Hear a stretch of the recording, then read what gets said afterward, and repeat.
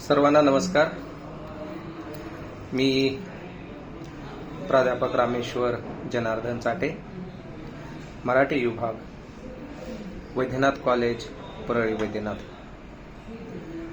आपल्यासमोर आज मी एक माझी छोटीची स्वलिखित कविता ठेवतो आहे. पावसाचे थेंब मव झाली माती, पावसाचे थेंब मव झाली माती, मनी हुर हुरतो बाप माझा राती. उजळला चेहरा मोगा लावी दोरी, सपन घेऊन उरी, बाप जाई शेतावरी.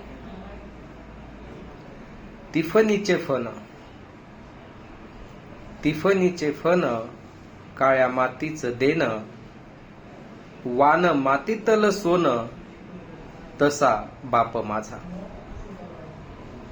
रापलेला चेहरा सूरकुत्यांचा घेरा, रापलेला चेहरा सूरकुत्यांचा घेरा, डोहरांचा सहारा, पळ बाप माझा.